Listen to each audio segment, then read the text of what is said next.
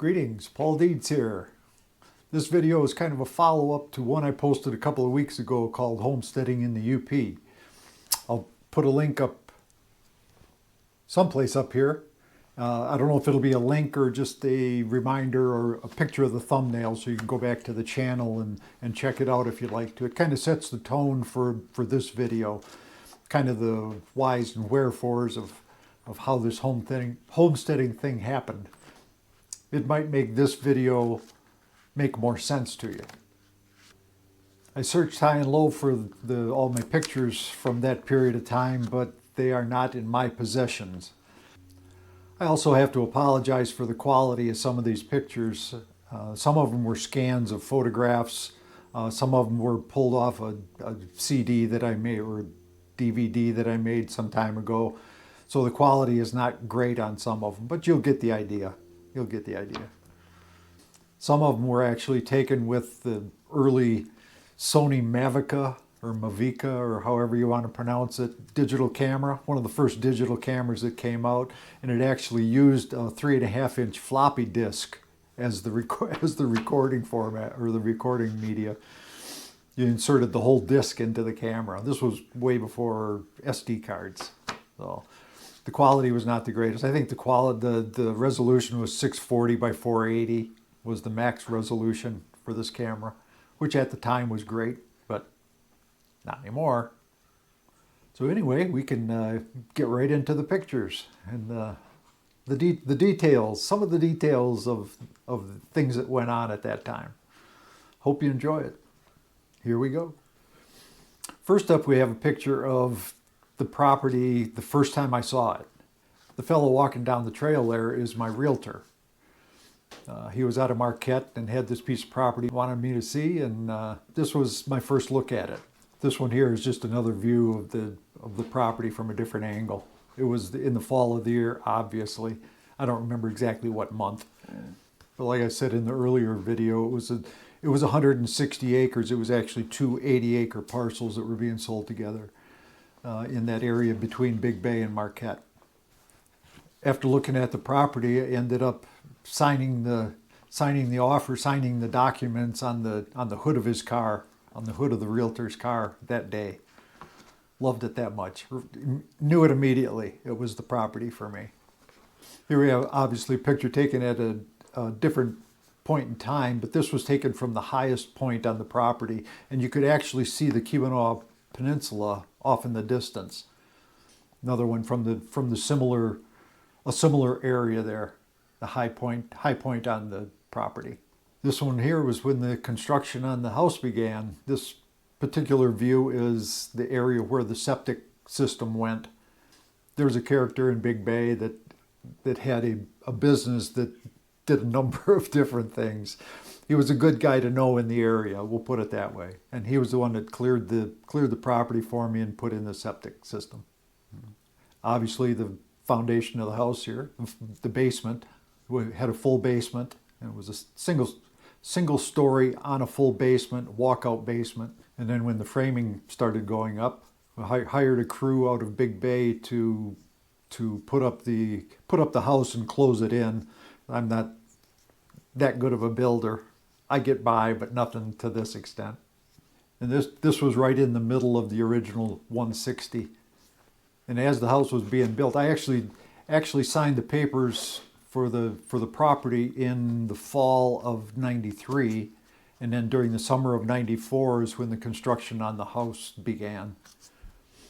And as it was being constructed, I made several trips back and forth. I was living outside of Detroit, down in southeast Michigan, in Howell actually, which is a ways out of Detroit. But anyway, I was living in Howell, and several times during the year I'd go up to see how the construction was going and take care of business and whatnot.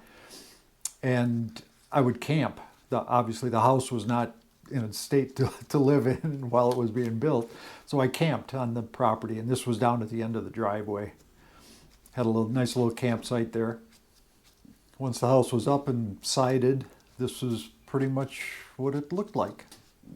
During the construction of the house and for a period of time after I moved into it, I mentioned hauling water in the first video. And this was the actual artesian well where I got my water. And that was about, I'm remembering it a mile and a half, 2 miles from the house. It was too far to walk, so I had to drive with the buckets. And I originally was thinking that it was in 5-gallon pails with the gamma seals on the top, but this picture shows that it was not. It was actually water jugs of some nature that I collected the water in. Great water, absolutely great water. I'm not exactly sure of the timing of this picture, but this is the potbelly stove that heated the kitchen area that was closed off before the wood cook stove was put in. And this, of course, would be the front porch. No railings. Never did have railings on the porch. And if you look on the far end of the porch here, that's a story high. So that's sitting on top of the walkout basement. So if you walked off that end of the porch, you'd be falling, 10 feet? Kids were not allowed on the front porch ever. There were no kids ever on the front porch, just for that reason. One of many black bears that made an appearance. At one time, I think there was a bird feeder hanging from that bracket on the tree. I don't know if this is the same one or not, or taken at a different time, but they were around quite a bit. I'm not sure the year of this winter picture here. I suspect it was a couple of years after I moved in, just because I can see the woodshed over on the far right side, and that was not put in for a couple of years. And the drifts in the front, they're actually not drifts. There's snow that was piled up from shoveling the roof. And the first 2 years, the piles were quite a bit higher than that. You could step off the roof onto the pile of snow in front of it, and actually had to shovel off the top of the piles in order to get light into the windows and to be able to see out the windows. This might have been the first winter, or the second winter. The second winter was a pretty heavy winter too. It was the first winter that set the all-time record, but the second winter was pretty heavy as well. And this here, of course, would have been in the spring during maple syrup season. And you can see the proximity of the house there. The trees that I tapped, the 24 trees that I tapped for maple syrup, were very close to the house. Yeah, I'm not sure what year this is either, but again, it would have been a couple of years in, because the woodshed in the back there wasn't built for, I think that either the second or the third year I was there. This is me and my dad boiling down the sap during maple syrup season. Dad really enjoyed coming to visit because he liked the idea of living out in the woods. I don't think it's anything he cared to do himself, but he really enjoyed coming to visit. He enjoyed the snowmobile too. This is a view from the kitchen inside the house out it's not really a dining room. It's more like a kitchenette, whatever you want to call it. You can see what it is. It's a table and a couple of chairs. Spent a lot of time there looking out the windows, because the bird feeder is right out there. I don't know if you can see it or not. No, not too well. But anyway, the bird feeder was right outside the window, and it was a nice place to have coffee in the morning. It's the same view with different lighting. And here we have the cook stove, wood cook stove. This is actually what heated the upper area of the house, as well as cooking, obviously. That's the kitchen area. Built a little island out of the same countertop material that I used for the kitchen. On the left side there is an old ice box, an antique ice box that I ruined. If you're an antique person, close your ears.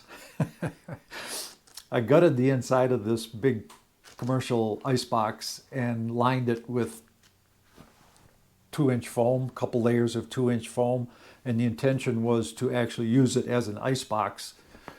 And it worked pretty well, actually. So that's the things that needed to be refrigerated during the summers were in the ice box. And I probably should add here, got the ice from the grocery store in town in Big Bay. he would freeze 5 pound blocks of ice just for me.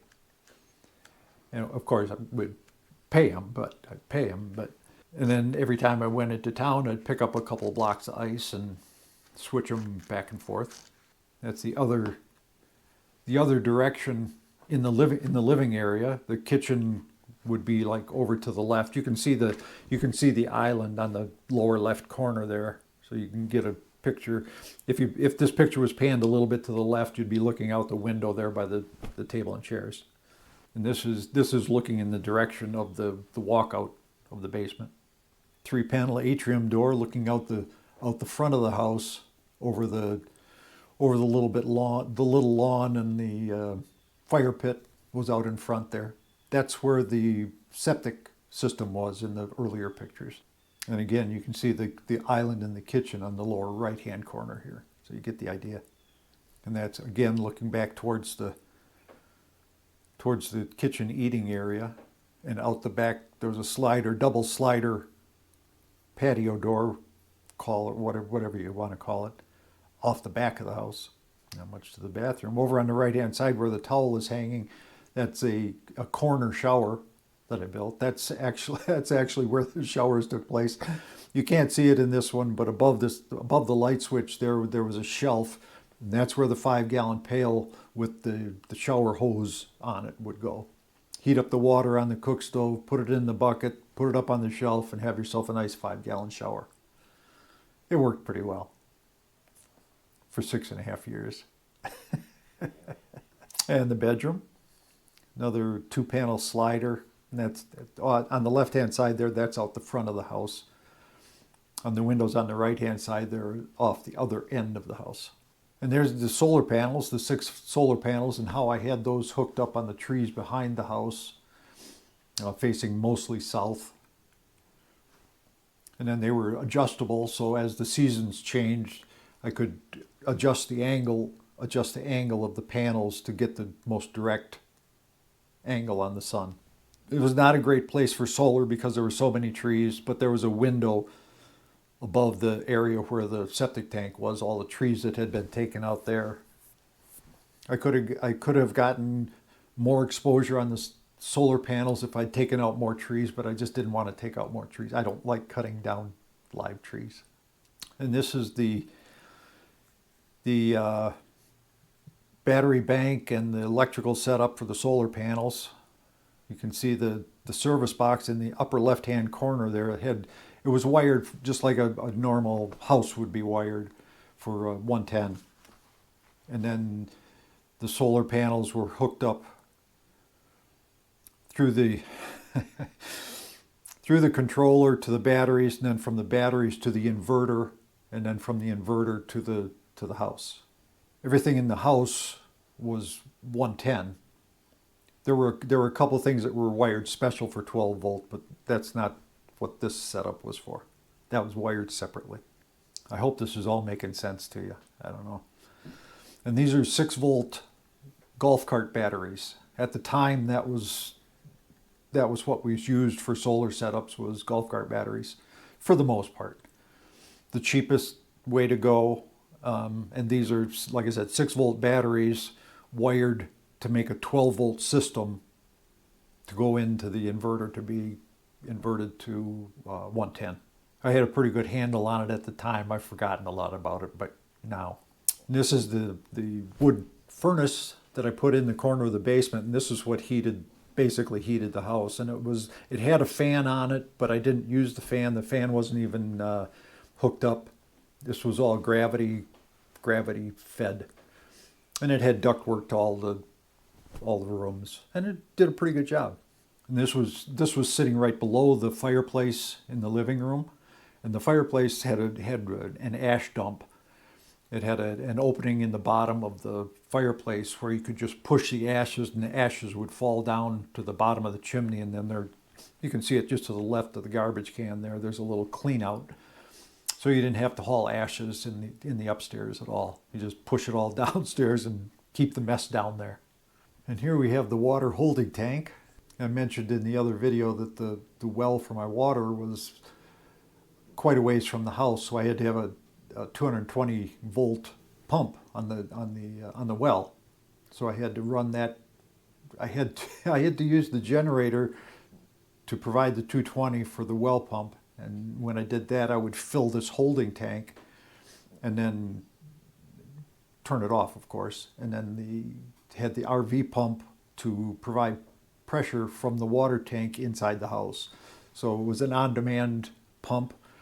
You can't see it very well here, but it's just behind the blue water filter that you can see there on the left-hand side.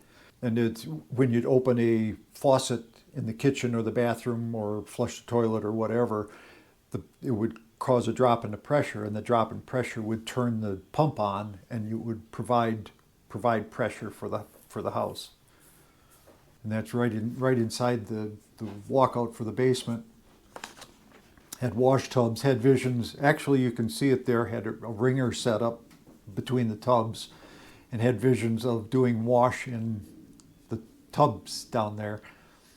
But that's a lot of work, especially as dirty as things get when you're working around the house. So that didn't last very long. Ended up making run to the laundry once a week and taking care of business there. But the laundry tubs still come in handy for other things. And then, of course, there's the generator, the little Honda generator, which was a gem. And this is the pantry. It had two rows of shelves, as you can see there, four units per row, and did an awful lot of canning. Had a lot of stores on hand. This was in that period of Y2K. After it was moved into the house a few years before, but while I was there, Y2K was a thing. So kind of gave that a certain amount of credence without getting too goofy about it. Of course, during the winter, when you could be stuck at home for a couple of weeks at a time, you wanted to have some stores on hand. You never knew when a storm was going to come in and sock you in for a while. So, plus it wasn't a situation where you could just run into town for something if you needed it. So, and the next few pictures are pretty close to the end of the saga in the UP. This was about the time things were falling apart. So you can whip through these pretty quick. You see the fire pit there in the front, in the foreground. Had a lot of fires out there. Did a fair amount of cooking out there on the grill. Another view. A nice rock garden with a bunch of flowers. And that's what it looked like when it was finished during the summer. You can see the solar panels up behind the house in this one. A little bit different angle. And the area under the back porch there, under the back deck, was where I stored kindling. Stored the wood for the cook stove and the furnace in the woodshed, and then bundled up a bunch of kindling and put it under the back porch just to have it on hand when I needed it. Took care of all that before the snow started falling, because once the snow started falling, everything got a little bit more difficult. Didn't believe too much in handrails, as you can see. Fortunately, never had a safety inspection or anything. So there's a picture of the back of the woodshed. I built a little room there. Tried this a couple of summers.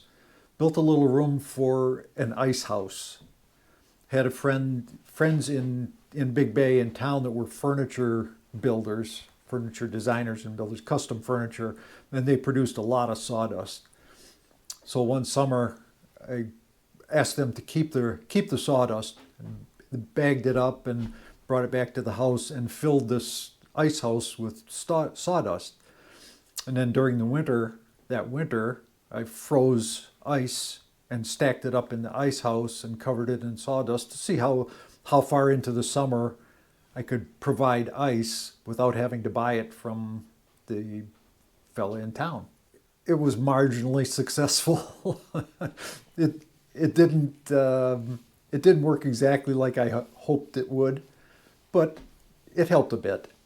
A better picture of the woodshed there. On the left-hand side would be the smaller wood for the cook stove, and on the right-hand side would be the bigger wood for the furnace in the basement. Fire pit. And like I said, did a fair amount of cooking on the wood fire pit. I like cooking over wood fire. A little bit of harvest from the garden, and a picture of how it often looked in the fall. not bad. Well, I hope that worked out all right. I don't have any experience with doing a slideshow type presentation, so I hope it was fast enough but not too fast, for your pleasure, for your viewing pleasure. If you have a comment about the technique involved there, let me know. If there's something about the homesteading that you wanted more information about or had questions about, just leave it in the comments and I'll do my best to answer any questions that you can put in there. If there's something you'd like to see in the future, leave that too. It'll help me decide what to do with the videos. So, like I said, if you haven't seen the first video, watch the first one, and that kind of gives you a background on the program, and we'll see how it goes from here. I might do some videos more specific on particular aspects of the homesteading as time goes on. Some topics could fill up a full video. I think drilling, having the well put in and how that all went could probably make a full video all by itself. So I hope you enjoyed that. If you saw the first video, I hope this added some context to that, some actual photos of what was going on at the time. And we'll see you next time. Peace and joy.